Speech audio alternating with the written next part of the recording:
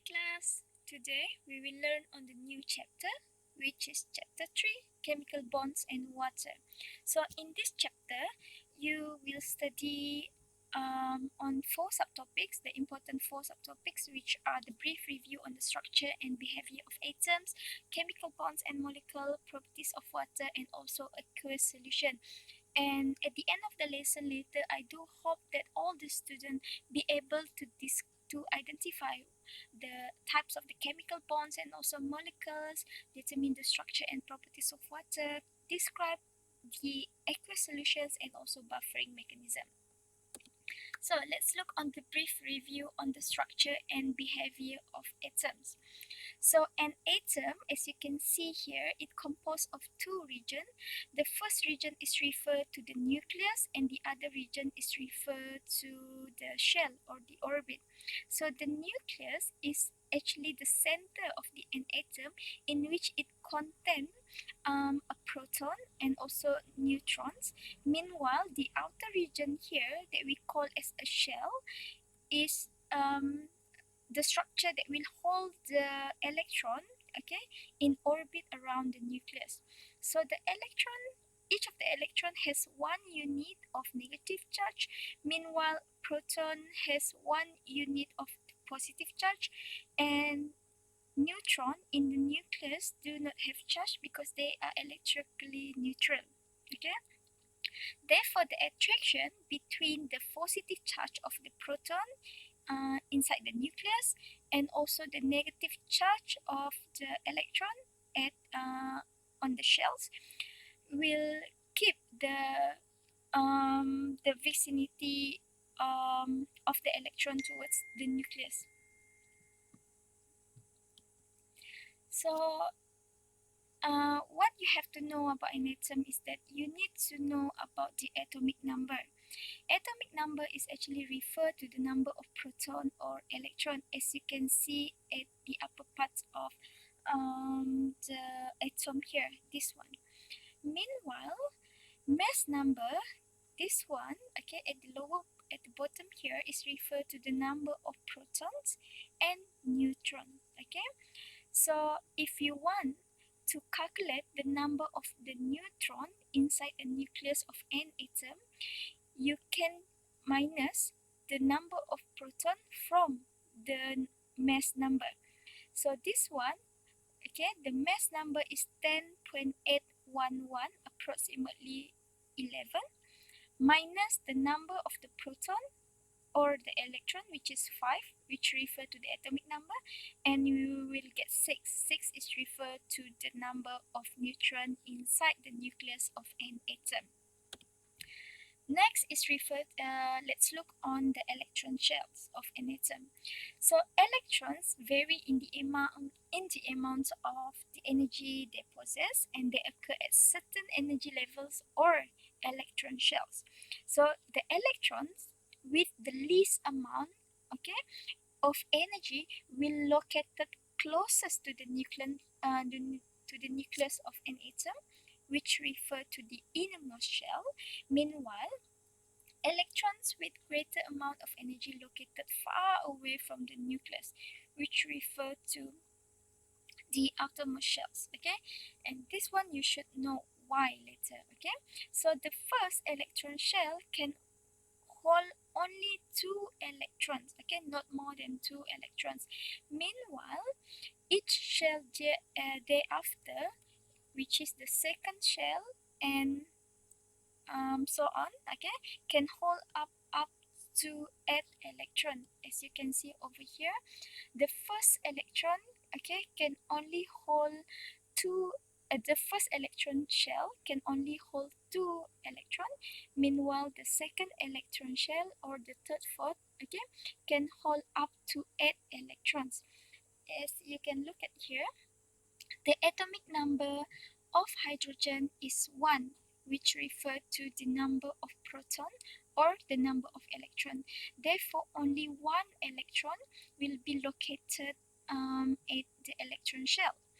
And then meanwhile, carbon, okay, the atomic number, which refer to the number of electron of carbon, is 6. So 1, 2, 2 of the electron out of the 6 electron will located at the first electron shell. Meanwhile, the balance of 4 electron will located at the second electron shell over here. So 1, 2, 3, 4, 5, 6. Similar with the nitrogen, which has the atomic number of 7, 2 of the electron will located at the innermost shell. Meanwhile, the balance 5 electron will located at the outermost electron shells, and also the oxygen. So what is octet rule? Okay, atoms, they tend to gain, to lose, or they will share electron so as to have 8 electrons. Okay, 8 electrons for the second electron shell, and um, the other outermost shells.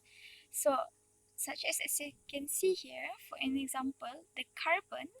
Okay, carbon at the outermost layer, shell layer here, they have 1, 2, 3, 4, 4 electron only, and they need another 1, 2, 3, 4 electron so that they can achieve 8 number of electron at the outermost layer.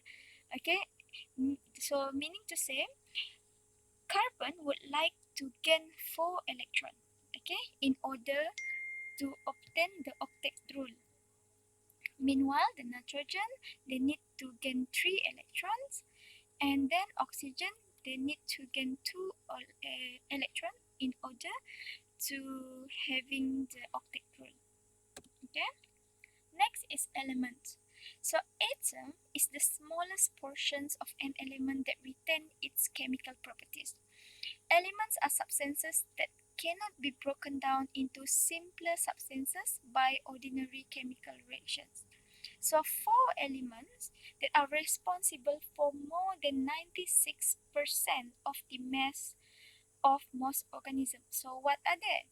Okay, so the 4 elements that responsible for the 96% of the mass of most of the organisms are the hydrogens, carbon, nitrogens, and also the oxygen. Okay, next is isotopes. So elements, isotope is referred to elements with same number of proton but different number of neutron. Okay, meaning to say they have different mass number. Okay, so as you can see here, is carbon. This one, okay, is referred to the atomic number. Meanwhile, this one is referred to the mass number. Okay, atomic number is referred to the number of the proton. So as you can see here, both of the carbon, okay, have contain 6 proton. Okay, and then this one, okay, the upper part here is referred to the mass number. Mass number is equal to the number of proton plus the number of electron.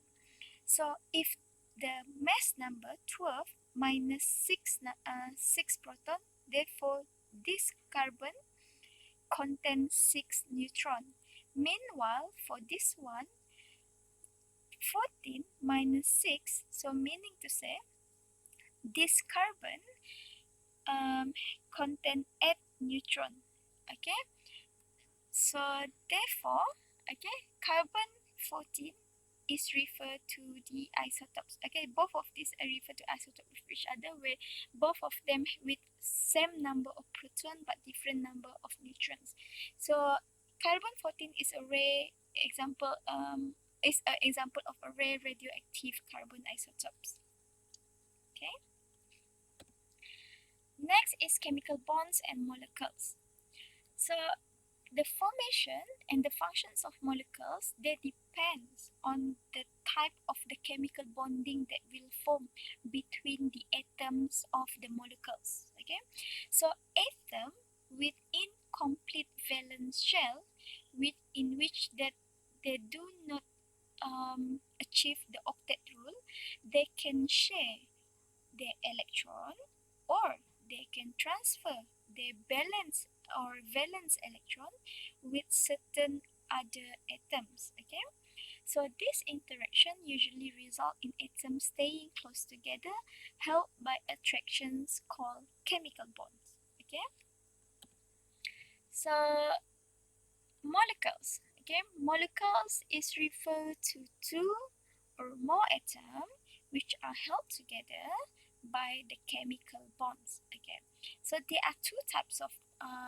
chemical bonds or molecular interaction. The first one is intramolecular forces. So intramolecular forces is the forces that hold the atoms or ions together within a molecules. Okay, so within the molecules, such as example, the covalent bond and also the ionic bond. Okay, as you can see, this is the water molecule that we have H2O. Okay, two hydrogen and one oxygen make up one molecule of water. So the forces that hold this atom, okay, is known as intramolecular forces. Meanwhile, intermolecular forces is referred to the forces or the bond that holding molecules together from one water molecule hold with one other molecules. This one is referred to the intermolecular forces. Okay, examples is hydrogen bonding. So let's look one by one on the intramolecular forces. The first one is covalent bond. Covalent bond is referred to the bond between two atoms formed by sharing their electrons. So the covalent bond have two types of bond. The first one is non-polar covalent bond. Another one is polar covalent bond. Non-polar covalent bond is a covalent bond that form when two atoms they share the equal number of their valence electrons. Okay? Meanwhile, polar covalent bonds is referred to the attractions or the bonding that form when two atoms sharing not same number of their electrons. So let's look on the example here. The non-polar covalent bond. Okay, which when the two identical nonmetals equally share their electron between them. So as you can see over here, chlorine, okay, chlorine have 1, 2, 3, 4, 5, 6, 7. Chlorine have 7 valence electron.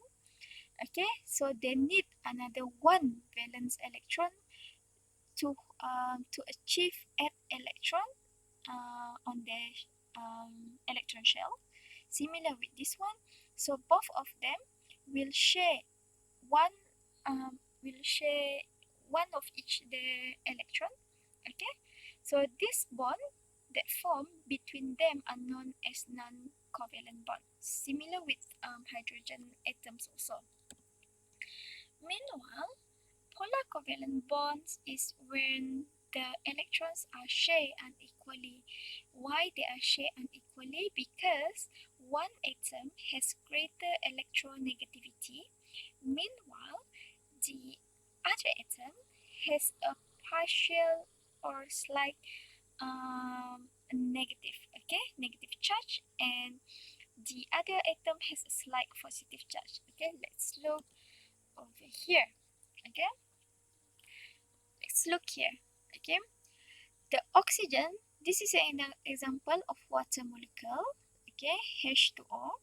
The oxygen, okay, um, have a slightly negative charge. Meanwhile, the hydrogen is slightly positive charge. Therefore, hydrogen will share one electron, will share each of one electron to the oxygen. Okay. Meanwhile, the oxygen will share two of its electron, okay, to one hydrogen, to the first hydrogens and also to the second hydrogen. Okay. That's meaning to say that they do not share the equal number of their electron. So this one also similar. Non-polar covalent bond, the atoms share the electron equally because they have similar electronegativity. Meanwhile, polar covalent bonds do not share electron equally because they have different electronegativity. Okay, one of them have a partial positive charge, meanwhile the other one has a partial negative charge. Okay. So atoms in a molecule attract electrons to varying degrees. So what is electronegativity actually? So electronegativity is an atom's attraction for electrons in a covalent bond. So the more electronegative an atom, the more strongly it will pull share electron toward itself. Okay? Therefore, a molecule consists of two or more atoms held by a covalent bond. And then covalent bond also have different types other than polar and non-polar. We also have a single covalent bond, which refer to the sharing of one pair of valence electron, such as hydrogen with hydrogens. And then another one is a double covalent bond, is where it will share the two pairs of a valence electron, such as carbon atom and with another carbon atoms. And then next, we have a triple covalent bond. This one is a mistake here in error. Okay, a triple covalent bond where the atom will share a three pairs of valence electron. Okay, such as the nitrogen over here. The valence electron is 5, so they need another 3. This one also, they need another 3 to obtain the octet rule. So they have to share, they will form 3 triple bond here. Okay, this one is double bond and single bond. Another example of intramolecular forces is ionic bond. Ionic bond is a bond that forms between two ions which are formed by the transfer of electron from one atom to another. Okay, it happens to metal to non-metals. Okay, it happens between the transfer of electron from metal to non-metal. Okay, as you can see this one, this is sodium atom that have that has one valence electron over here. Meanwhile, chlorine, they have 7 valence electron at their valence shell. Therefore, sodium atom will donate one of them electron, okay, one of their electron to the chlorine atom. Therefore, sodium atom, if it's donate, it will be positive charge. Therefore, now the sodium atom become sodium ion, which is a cation after it donate its electron. Meanwhile, chlorine atom accept, okay, it accept one electron from the sodium atom and becoming the chloride ion and an ion, okay, which is negatively charged. Now they are forming a sodium chloride, which is referred to the salt. So after the transfer of an electron, both atoms have charges. Okay, as I mentioned earlier just now, a charged atom is called an ion. So if the molecule do not donate or do not accept the electron, meaning to say they are not ion. So once they donate or share the electron, they are called as ion because they already have charge. Okay, so atoms with one, two, or three valence electron, they tend to lose.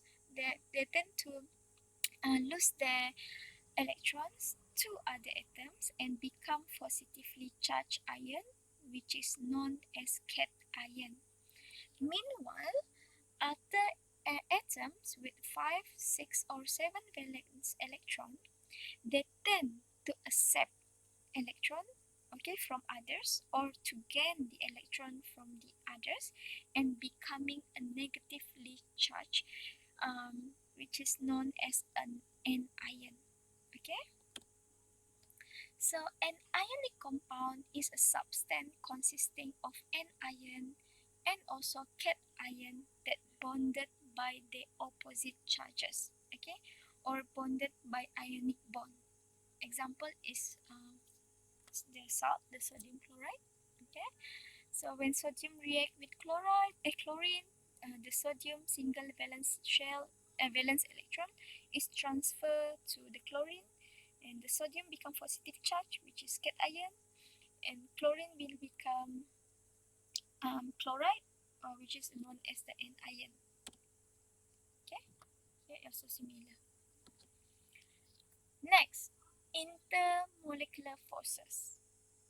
Okay, as I mentioned earlier, intermolecular forces are the forces that hold molecules together or bonding between molecules. Okay, not within an atom. So these forces are weaker than the intramolecular forces, which refer to covalent and ionic, and they're responsible for the physical states of a compound. They will cause the compound to exist in certain state of matter, solid, liquid, or gas. Okay, and the effect is they can produce the melting. They have a different melting and boiling point due to their intermolecular forces and also different solubility due to these forces. Examples is hydrogen bonding. So, what is hydrogen bonding? Hydrogen bonding is a bonding that between hydrogen atom, okay, to one of highly electronegative atom such as fluorine, oxygen, and also nitrogen. Okay, so this one, okay, as you can see here, oxygen is more electronegative compared to the hydrogens of these water molecules. Okay, so therefore between this between the oxygen of this water molecule and the hydrogen of these water molecules, okay, they will form a hydrogen bond. So meaning to say it is a bonding between one molecule to another molecule. Okay, this one also similar. Next is van der Waals forces. Van der Waals forces is the forces. Van der Waals forces also an example of intermolecular forces, which the forces exist between molecules of the same substance. Okay, so they are quite different. They are quite different, not quite. They are quite different from the forces that make up the molecules. Example: a water molecule is made up of hydrogen and oxygen, which are bonded together by sharing of electrons. So these electrostatic forces that keep a molecule intact are existent in a covalent and also ionic bonding, but they are not van der Waals forces. So van der Waals forces is the forces that exist between a million of separate water molecules. Okay, let's look over here. Okay, this one, okay, this is one water molecule. Okay, inside the water molecule, we have covalent bond that holding between the atom that holding um, this atom. Okay. Meanwhile, okay, they holding the atom within these molecules, and then we have Here, this one is referred to the hydrogen bonding. Okay, so van der Waals, okay, forces is referred to the water molecules, okay, that are being far from each other but still have an attraction. Okay, and van der Waals forces, another example also is the gecko lizard toad hairs and a wall surface that make the gecko can attach or um, move on the wall. Okay, as you can see here, okay, there are van der Waals forces between the gecko foot and also the surface of the wall. So what is the importance of intermolecular forces? Okay, the weak bond. Intermolecular forces, okay, which refer to the hydrogen bond and also the van der Waals interactions. Okay, so in biological system, weak bonds are being continually broken and also reformed without the help or the aid of enzyme. Okay, enzyme is referred to a substance. Okay, a biological catalyst that will help to um, that will help to reduce the activation energy of a chemical reaction. Okay, so weak bonds may be easily broken, but they are very important, okay, because they help to determine and stabilize the shape of biological molecules. Examples, they are important in stabilizing the secondary structure of the protein, in which this one you will study later on chapter 4.